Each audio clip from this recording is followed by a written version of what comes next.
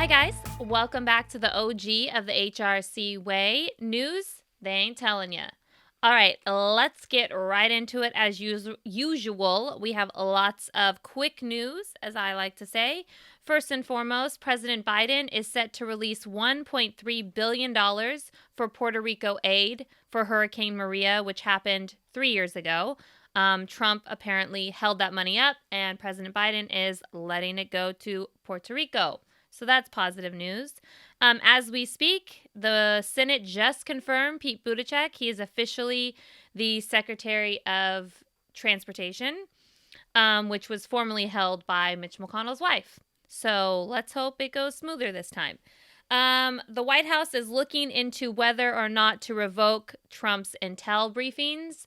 Many people probably don't know this, but previous presidents still get intel briefings till the day that they die. The White House is looking into whether or not Trump should continue to get those for very obvious reasons. So we shall see. The Black Lives Matter movement, Stacey Abrams, are all nominated for the Nobel Peace Prize. Exciting. Along with Jared Kushner for the Israel deal. So that's cool, right? Not at all. Okay, this is an interesting story that some people I saw were covering incorrectly. Dolly Parton apparently declined, not apparently, she confirmed it. She declined 2 times getting the Presidential Medal of Freedom from President Donald Trump. She has said that Biden has reached out to her, but she doesn't want to accept it either because she doesn't want us to make it seem like she was playing politics. Now, what happened in those 2 times is the first time her husband was very, very ill. And the second time she was terrified of getting COVID and bringing it back to him because he had just recovered from, she didn't say what illness, but whatever the illness was. So it wasn't political. She didn't turn down Donald Trump because she doesn't like Donald Trump. Thing is about Dolly Parton is she really is an apolitical woman, and that's why we all love her. She never gets involved in politics. And I think the fact that she had said she doesn't even know why she deserves the award, which is insane because she is like the definition of what the Presidential Medal of Freedom is about. But she has said she's really thought long and hard of whether or not she'll accept it from President Biden because she doesn't want people to think it's political. But I think personally, what I hope is that people will go, no, she deserves it. It doesn't matter who she gets it from. And she's able to accept it because, again, the fact that she doesn't have the Presidential Medal of Freedom yet is pretty disgusting. So I hope that all works out. Evan Rachel Wood and 4 other women have come out with allegations against Marilyn Manson. Marilyn Manson's record label has dropped him from their label because of the allegations. So Evan Rachel Wood has come to Congress before and talked about being a sexual assault survivor. So this sort of all makes sense. She was only 18 when she met Marilyn Manson, and he was 36.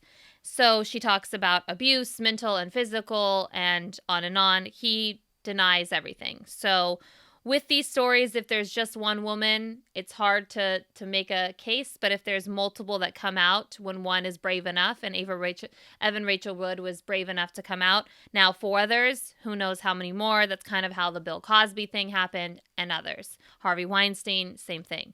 So kudos to all of these brave women. Just a side note, AOC did an Instagram live, I believe, yesterday where she was talking about the whole ordeal on January 6th. And she let everyone know she was also a sexual assault survivor. And it brought up sort of PTSD for her from her sexual assault situation. And as much as I am not a fan of AOC by any means, however, I applaud her today for coming out and being brave and showing all of her supporters and followers that use your voice to free yourself. And that's what she did, and I applaud that. President Biden spent 2 hours yesterday with 10 members of the GOP talking about a new COVID deal. But basically nothing came out of it. There was no new deal was made. And he's basically saying to Democrats, move ahead with the budget recon. We'll get our 51 votes and we'll get it done. Now, I don't know if he'll get the 51 votes even. Senator Manchin is pretty upset right now, and Senator Sinema is pretty upset. So those are 2 votes that we have to have no matter what. So I don't know what's going to happen. We shall see. The big big issue for the GOP and Senator Sinema is the $360 billion that's in it for certain states and cities. They're saying that those states and cities have wasted money that they've already gotten and they're not implementing it correctly. So they're just sort of throwing the money around. So that's the big issue. And they also want to send out a lot less checks, the rest of the new stimulus checks, the $1,400 checks. So that'll be interesting. Bernie Sanders is getting a lot of backlash for being in favor of the $1,400 checks instead of an actual $2,000 checks. On Twitter, there's some talk and some buzz about primarying Bernie Sanders when he's up for re-election in his Senate seat because he's for the $1,400 now instead of the $2,000 now. So there's a lot of what ifs going on with this COVID package, but they need to get it done as soon as possible. So in other news, Andrew Yang, who is backtracking on the NDAs now that the public has found out and is realizing, oh, maybe this is not such a great thing. He's backtracking on the NDAs, and also he just tested positive for COVID. Okay, Lincoln Project founder Steve Schmidt, who is the boyfriend of Nicole Wallace, who used to work for John McCain, who is the sole reason why we had Sarah Palin as a vice president. No ifs, ands, or buts. That is a fact. He's the sole reason. He picked her. He didn't vet her, and that's what we got. He is going to run. He's a registered Democrat now. And he is going to run against Senator Mike Lee in Utah. So a lot of people are getting excited about this, but I personally don't trust the Lincoln Project. I don't trust George Conway. I don't trust Steve Schmidt, any of them. I don't trust them. So at the end of the day, they're Republicans through and through, and we'll see. But I don't know. I don't think that he has a chance against Mike Lee. Utah is a very weird state in terms of voting. There's a lot of Mormons there, and they're very, very loyal, which is why Mitt Romney will always have a job. He's Mormon, so he'll always have a job. In other news, Hunter Biden's lawyer's former colleague has been appointed on Hunter Biden's tax investigation by the DOJ, Department of Justice. There's a lot of hoopla around this of it's too closely connected to the actual person they're investigating. I can kind of understand that. And I also say, once again, no one has learned their lesson in politics here. Get out in front of the story. Don't let the story control you. This is just by allowing this and being okay with this. You're just allowing the Republicans and Fox News and all of them to have a story to run with and turn into something, even if it's nothing. So Hunter Biden should come out and simply say, I don't think that he should be on the team. Joe Biden should come out and say, I don't think he should be on the team, and call it a day, because this is a little silly at this point. Do a thorough investigation and be done with it. Groundhog Day is here, and the groundhog says 6 more weeks of winter, everyone. But here in California, it doesn't really matter. We basically have like 2 crappy days and a million sunny days. So, but 6 more weeks of winter. And last but not least, just came out that President Biden is going to sign executive orders for immigration to reunite families by using a task force. There's definitely going to be some legal issues here with this, just like there are with any executive orders. Lawyers get excited with executive orders because they can take them all the way to the Supreme Court. So there are definitely going to be some legal issues, and I can see this going all the way to the Supreme Court. So that is your quick news for the day. Let's get into a couple more.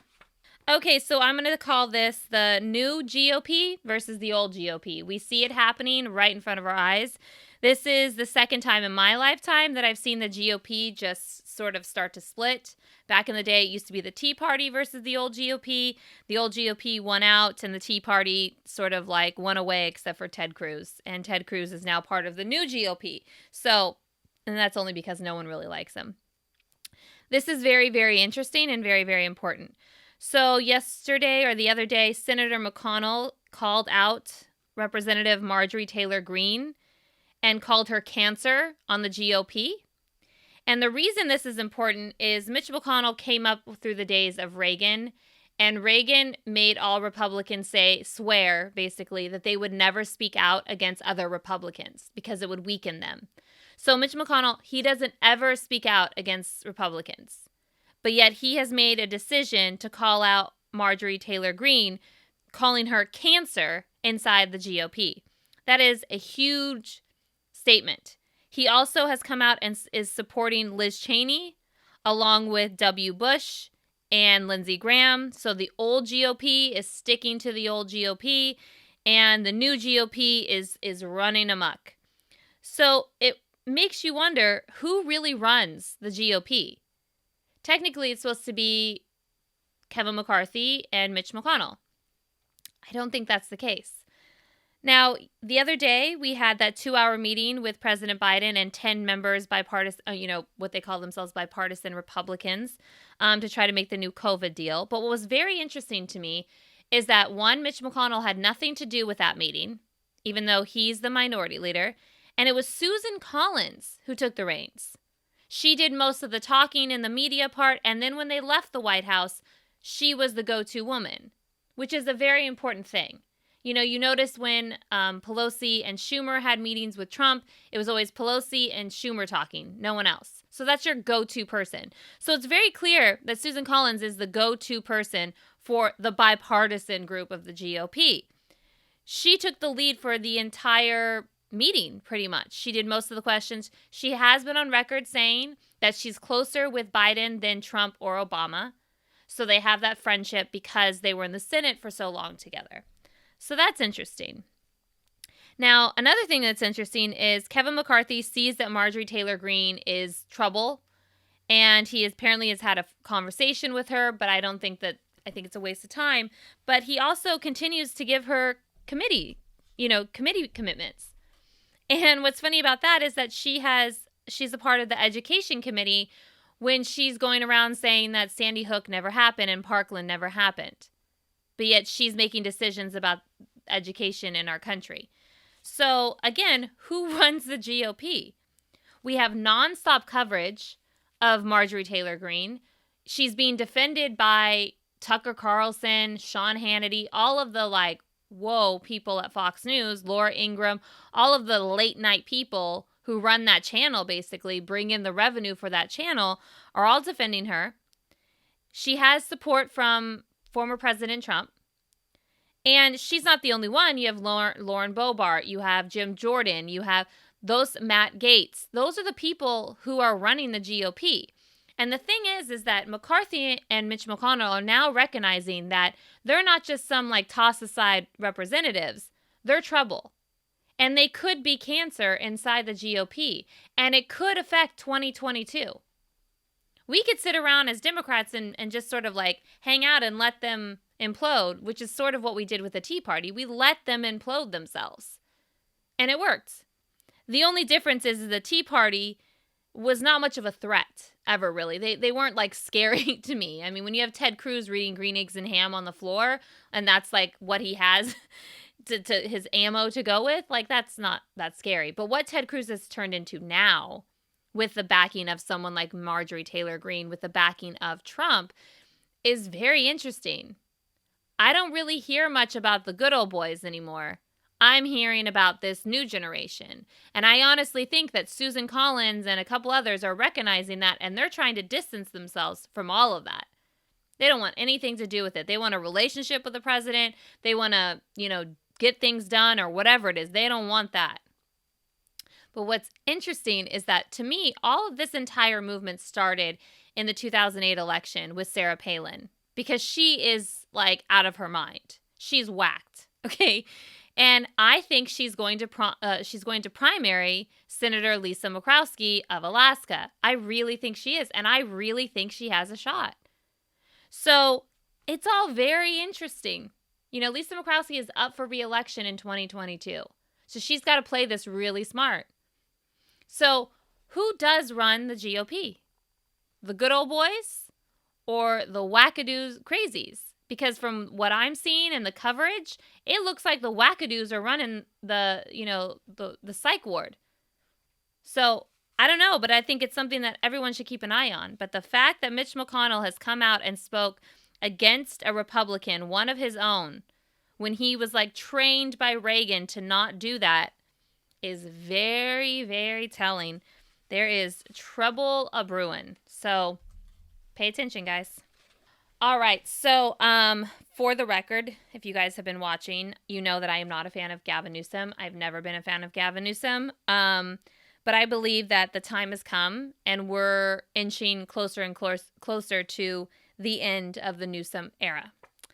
So 2003, Gavin Newsom broke onto the surface in politics, Maine politics, became the mayor of San Francisco, the youngest mayor San Francisco had ever seen, 36 years old.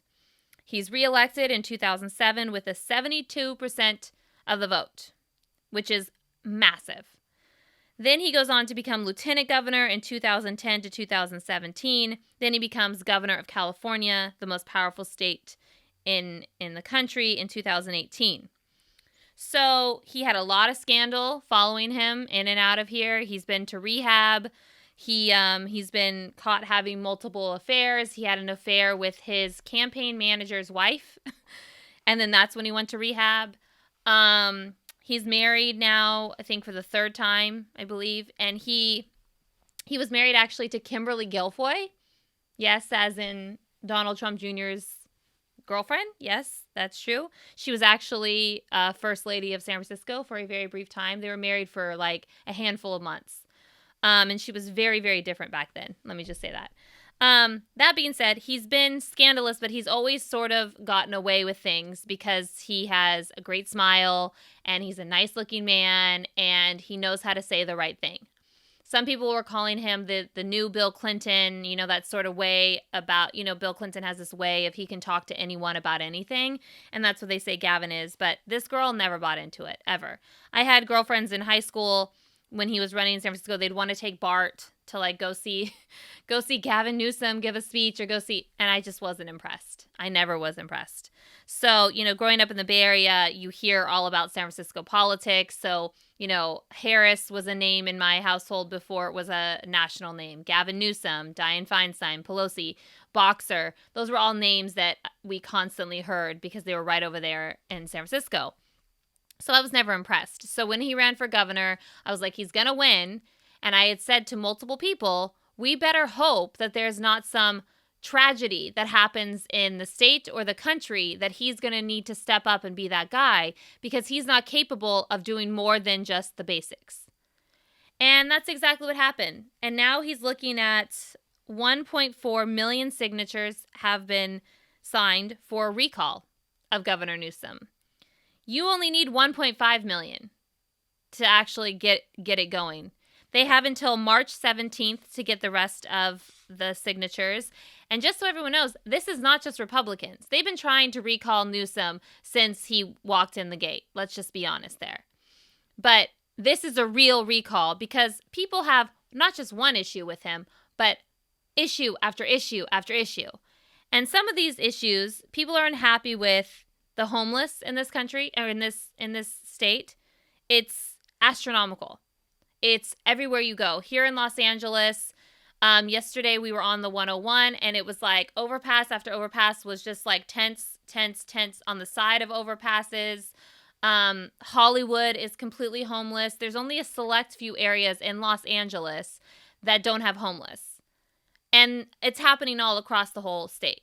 And we're a really, really big state. And I get why we have so much homeless because of the weather. And I understand that. However, like, it's unacceptable, it's unsanitary, and it's unsafe, and he's done nothing to change it. So also the shutdowns, people were very upset with not just necessarily the shutdown itself, but the way he handled shutting down, opening up, shutting down, opening up. And when he did open up this last time, our numbers are relatively the same as when we shut down originally. So if he's makes it seem very much like it's very political. Trump is no longer in office, so we can open up again.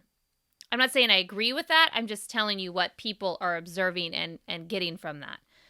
Also, he failed at the vaccine rollout massively. We just recently reached 3 million vaccines in California that has millions and millions and millions and millions of people. You know, Michigan is at like 1.5 million people vaccinated.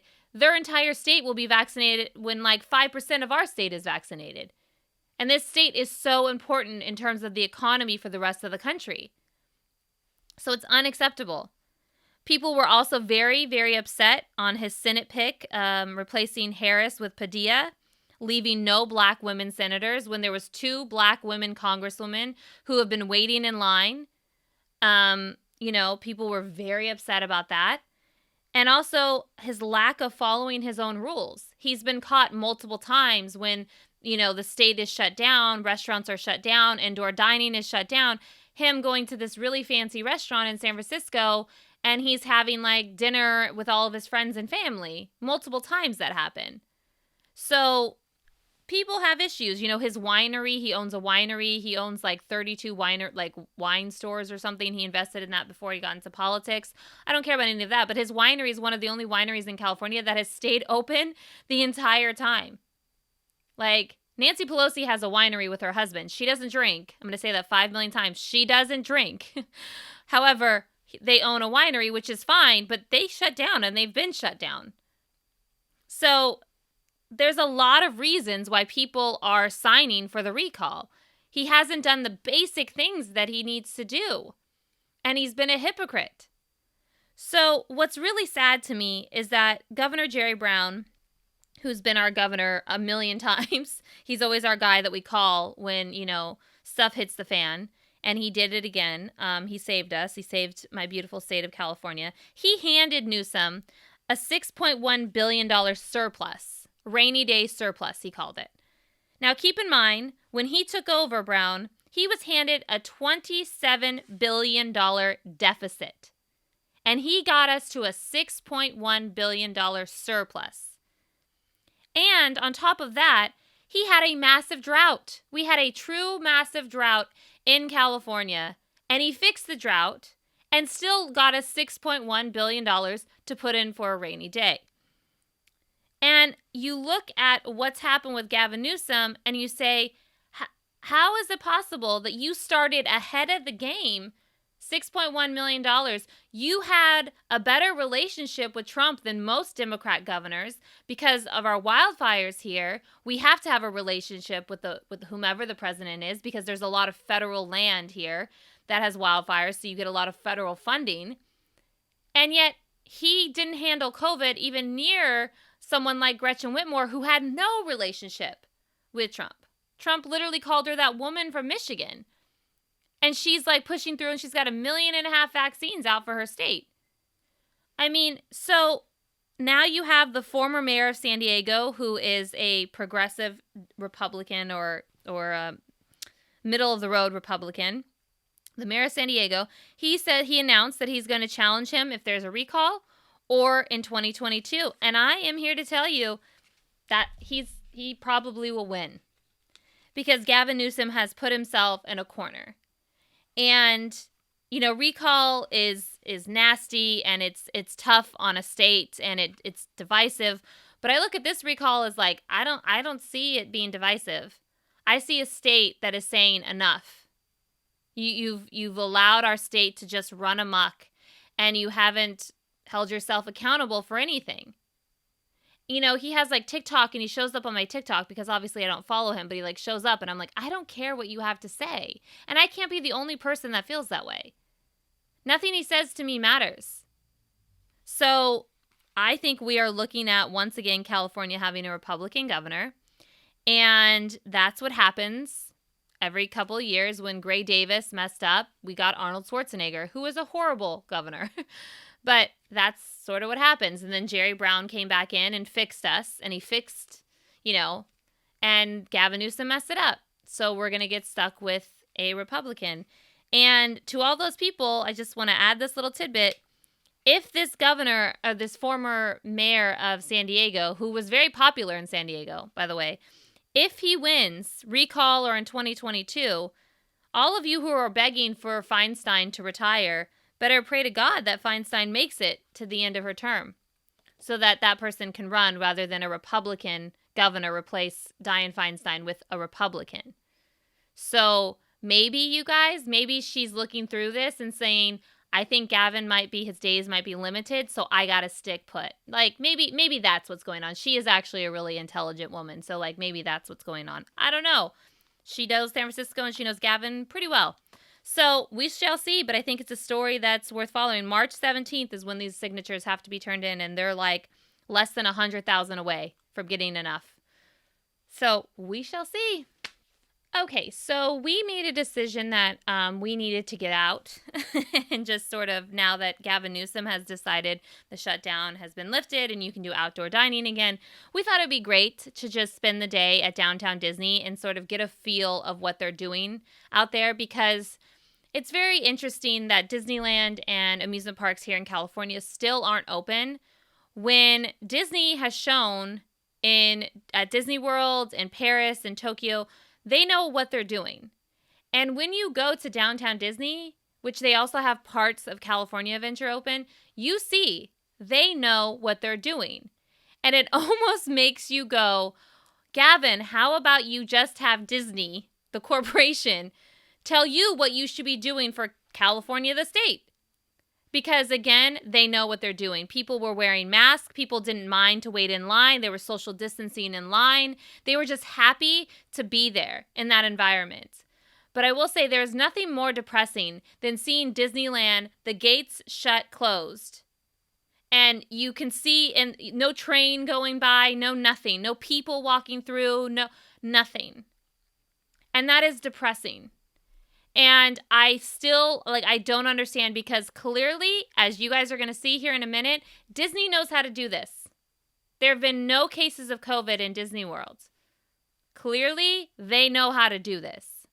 And the governor of Florida, who is a disaster, made the right decision in trusting Disney to do what they do. So, Gavin, how about you trust Disney to do what they do? Just a thought. So, enjoy, guys. We decided to take a trip to downtown Disney now that Governor Gavin Newsom has decided to reopen outdoor dining.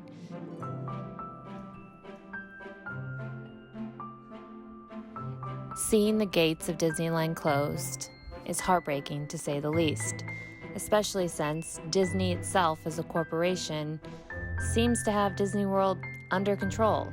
Not a single COVID case in Disney World's been open for months. I don't know, Walt Disney wouldn't want this, you know? Yeah. People are like going crazy in their homes. You know what I mean? And so it's like Disneyland is an escape. It's an expensive escape, but it's an escape. Look at all these. This is like my room when I was a kid.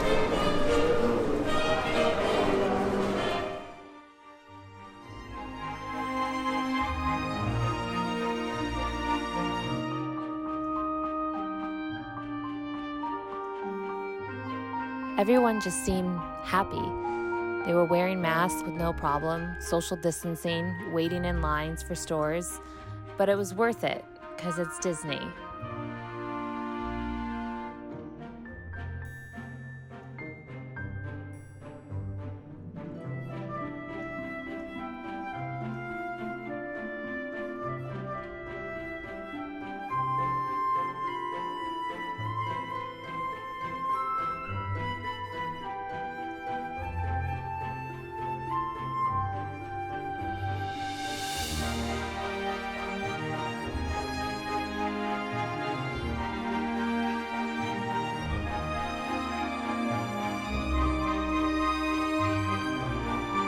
But I did give the 2020 ears because I was like, we're going to win the Senate, I swear to God, that's what I did. And it worked, so you're welcome.